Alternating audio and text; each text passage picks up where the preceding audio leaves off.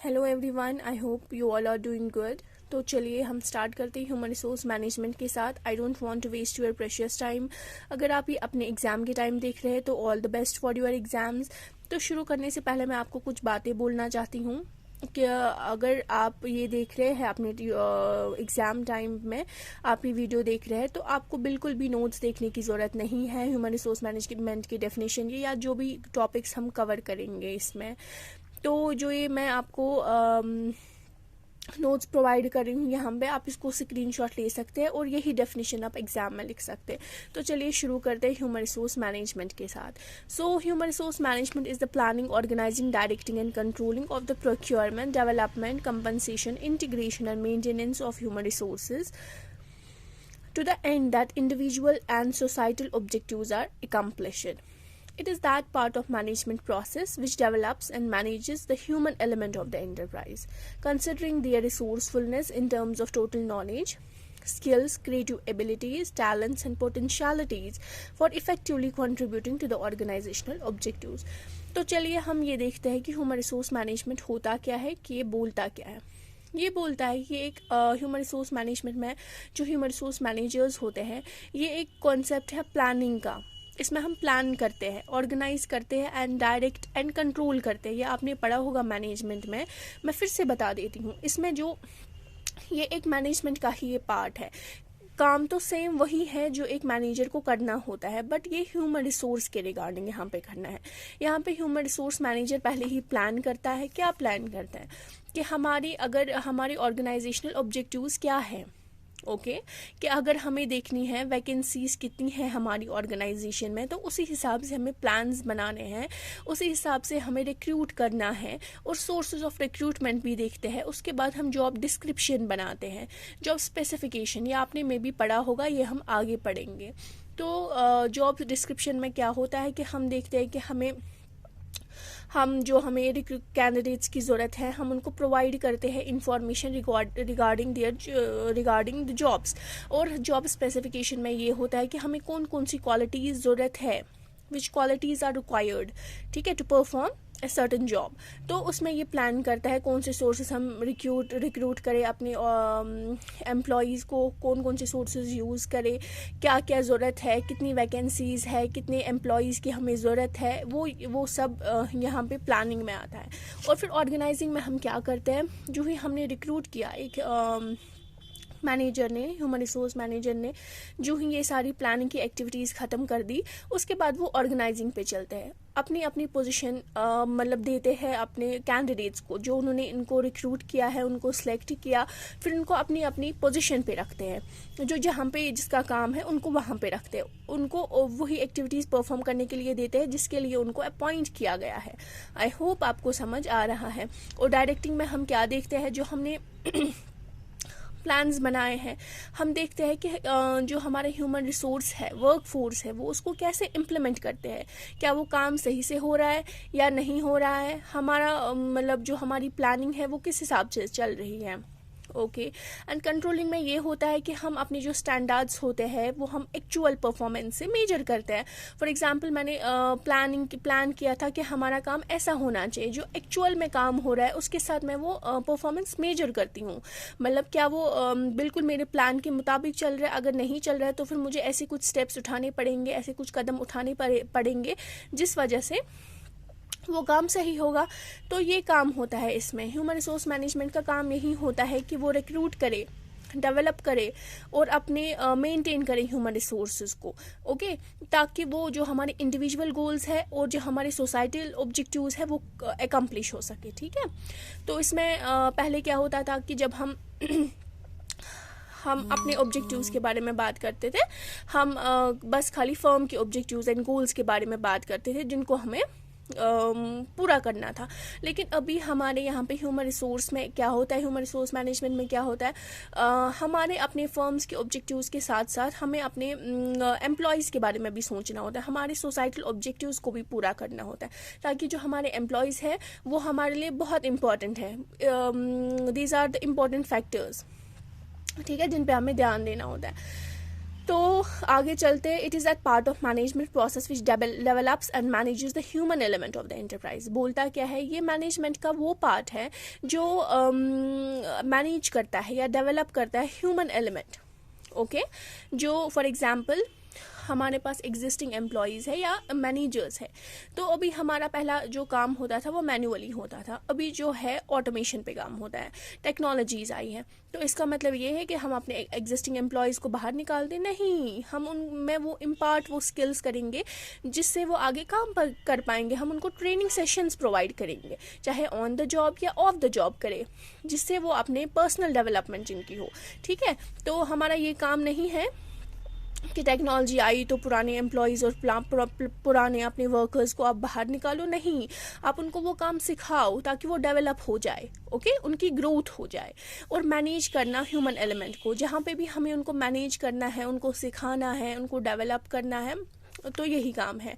अब हमारे एंटरप्राइजेस में हमें उनकी जो रिसोर्सफुलनेस उनको कंसिडर करना है in terms of total knowledge, कि किसकी कितनी नॉलेज है, किसके कितने स्किल्स हैं, किसकी क्या एबिलिटीज़ है, उनको उसकी जगह पर देना. आप देखोगे कि जो अनस्किल्ड लेबर होगा उनको कभी मैनेजर की पोजीशन नहीं मिलेगी, क्योंकि उनमें वो एबिलिटीज़ होनी चाहिए.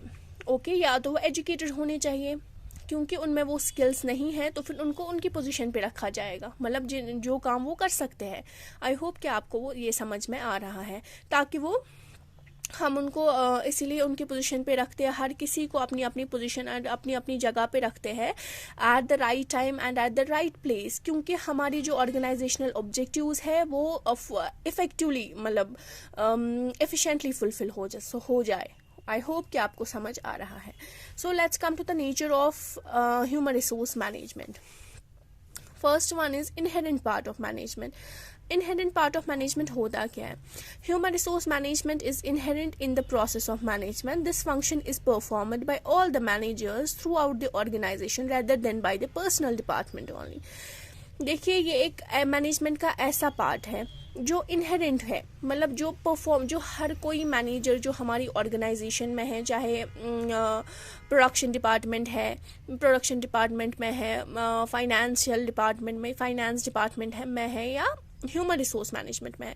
ओके, जो भी मैनेजर्स इनमें है ये सबको परफॉर्म करना पड़ता है, क्योंकि हर किसी को अपने अपने हिसाब से अपने वर्कर्स को अपॉइंट करना पड़ता है. तो इट्स नॉट लाइक कि मतलब ये पर्सनल डिपार्टमेंट का काम है खाली, नहीं. जो भी मैनेजर्स हमारी ऑर्गेनाइजेशन में है ये उन सब का काम है. So it's inherent part of management. ये बहुत ईजी डेफिनेशन है, आप ये आराम से लिख सकते हैं और समझ भी सकते हैं. And the second one is pervasive function. It is pervasive in nature. It is performed by all the managers and various levels in the organization. तो यहाँ पे बोलता क्या है? It's pervasive in nature. Pervasive मतलब ये जो सभी मैनेजर्स होते हैं हर किसी लेवल पे, चाहे मिडिल लेवल हो, चाहे लोअर लेवल हो, चाहे टॉप लेवल मैनेजमेंट हो, ये जो मैनेजर्स इन तीनों लेवल्स में है ये उनका काम है. ठीक है, सबका काम है.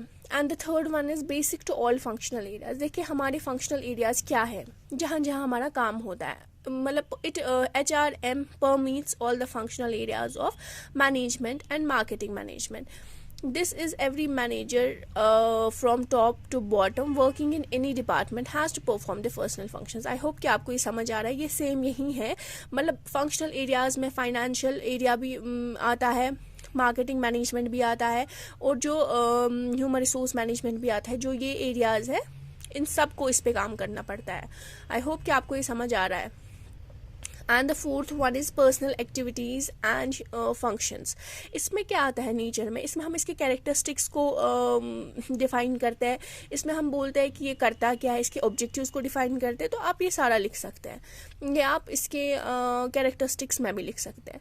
So personal activity and functions, ये एक पर्सनल एक्टिविटी है.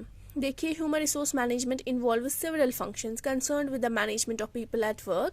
It includes man power planning, employment placement, training, appraisal and compensation of employees. देखिए, ये एक पर्सनल एक्टिविटीज़ है. पर्सनल मतलब ये वो पर्सनल नहीं है, ये पर्सनल मतलब है ह्यूमन रिसोर्स एक्टिविटी है. Okay, PERSONNEL. तो इसमें होता क्या है कि जो हमारे एट वर्क जो हमारे पीपल है, जो हमारा वर्क फोर्स है काम करने की जगह पे हमारी ऑर्गेनाइजेशन में, हम उनके रिगार्डिंग प्लानिंग करते हैं, उनके रिगार्डिंग कुछ फंक्शंस को वो परफॉर्म करते हैं। लाइक क्या, मैन पावर प्लानिंग करते हैं, कितने मैन पावर की हमें ज़रूरत है, कितनों को हमें प्रमोट करना है, कितनों को हमें ट्रांसफ़र करना है, कितनों को हम रिटायर करें, ऐसी प्लानिंग होती है। तो एम्प्लॉयमेंट प्लेसमेंट जो मैंने आपको बोला, ट्रेनिंग, जिनको ट्रेनिंग की ज़रूरत है, एग्जिस्टिंग एम्प्लॉयज़ को भी ट्रेनिंग की ज़रूरत पड़ती है, और जो न्यू एम्प्लॉयज़ है उनको तो ट्रेनिंग देनी ही पड़ती है। अप्राइजल, मगर अप्राइजल मतलब आपको जो भी हमारे ह्यूमन रिसोर्स है, वर्क फोर्स है हमारी ऑर्गेनाइजेशन में, उनको हमें अप्राइज करना है, मतलब उनकी परफॉर्मेंस बोलनी है, मतलब आप कहाँ जा रहे हो, आप मतलब हमें उनको रेट करना है, आपकी परफॉर्मेंस क्या है, आप कहाँ पे पहुँचे हो, और उन्हीं उसके हिसाब से उनको प्रमोट करना है, ताकि वो ज़्यादा से ज़्यादा मोटिवेट हो कि इनके हमें हमारी जो परफॉर्मेंस है वो मेजर हो रही है, ताकि हम अपना बेस्ट दें और हम भी आगे बढ़े। एंड कंपनसेशन ऑफ एम्प्लॉयज़, और एम्प्लॉयज़ को जहाँ जहाँ पे ज़रूरत पड़ेगी उनको वहाँ पे compensation they. And fifth one is continuous process. Human resource management is not a one shot function. ये वन शॉट फंक्शन नहीं है, जैसे मैं आपको बार बार बोल रही हूँ। प्लानिंग होती है, ऑर्गेनाइजिंग होती है, आप रिक्रूटमेंट करते हैं, इसमें आप इसमें देखते हो जो एग्जिस्टिंग एम्प्लॉयज़ हैं उनको प्रमोट किया जाए, उनकी एज मतलब वो सर्टेन लेवल पे पहुंचे हैं तो इनको रिटायर किया जाए। तो it's not a one shot function, it's a continuous process. It must be performed continuously if the organization objectives are to be achieved smoothly. And the sixth one is based on human relations. ये है ही human resource management का मतलब ही है कि human resource को manage करना, human resource पे ही ये बेस है। So human resource management is concern with the motivation of human resource in the organisation. तो मैंने आपको ये पहले ही बोला, जो हमारे पहले ऑर्गेनाइजेशनल के ऑब्जेक्टिव्स थे, ऑर्गेनाइजेशन के ऑब्जेक्टिव्स हुआ करते थे, वो हमारे गोल को, ऑर्गेनाइजेशन के गोल को फुलफिल करने के लिए हुआ करते हैं। बट अब ऐसा बिल्कुल भी नहीं है। अब जो हमारे यहाँ पे वर्क फोर्स है उनको भी मोटिवेट करना हमारा काम है, मतलब ऑर्गेनाइजेशन का काम है। जब वो मोटिवेट होंगे तभी वो अच्छा परफॉर्म करेंगे, जब वो अच्छा परफॉर्म करेंगे तभी हमारी ऑर्गेनाइजेशन गोल्स जो है वो फुलफिल हो जाएंगी। Okay, so every person has different needs, perceptions and expectations. तो होता क्या है कि जो हमारे वर्क फोर्स होते हैं हमारी ऑर्गेनाइजेशन में, हर किसी का मूड अलग अलग होता है, हर किसी की नीड्स अलग अलग होते हैं, हर किसी की एक्सपेक्टेशंस भी अलग अलग होती है।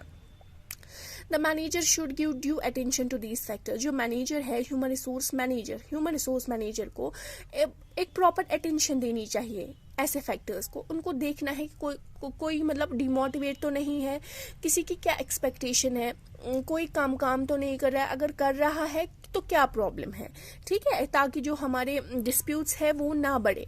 Okay, they require human relation skills to develop with the people at work. तो इसके लिए ह्यूमन रिसोर्स मैनेजर ऐसे ही नहीं है कि वो कोई भी अनप्रोफेशनल इंसान आए तो फिर वो किसी को भी ऐसे हैंडल करे, ऐसा नहीं होता है। तो ह्यूमन रिसोर्स मैनेजर को होना क्या चाहिए, उसको एक ह्यूमन रिसोर्स स्किल्स होने चाहिए, ताकि वो अच्छे से डील कर सके अपने पीपल को जो काम करते, ताकि वो मोटिवेटेड रहे और अपना बेस्ट दे, और तभी हमारे जो ऑर्गेनाइजेशनल ऑब्जेक्टिव्स है वो फुलफिल हो। Thank you so much for watching, do subscribe and like my channel.